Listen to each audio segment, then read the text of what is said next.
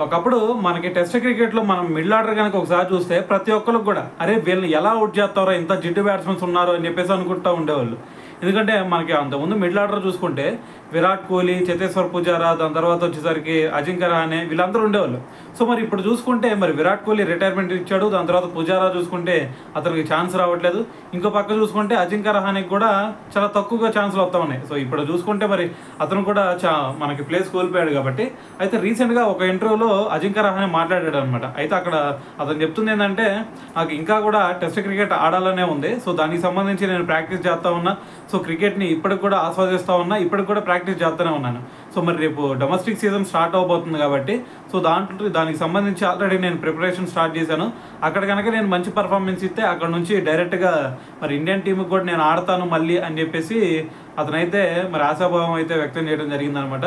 So ఏదైనా సరే మరి ఇప్పటి వరకు మరి అజింక్య రహానే టెస్ట్ కెరీర్ కనుక ఒకసారి చూసుకుంటే మొత్తం 85 టెస్ట్ మ్యాచెస్ ఆడితే దాంట్లో ఒక 12 సెంచరీలు, అదేవిధంగా 26 హాఫ్ సెంచరీస్ కూడా చేశాడు అనమాట.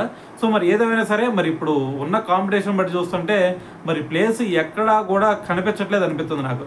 సో మరి దీని గురించి మరి మీరేమనుకుంటున్నారు? అజింక్య రహానే మరి టెస్ట్ క్రికెట్లో రాగలుగుతాడా లేదా? సో ఏమనుకుంటున్నారు అనేది కింద కామెంట్ చేసేయండి.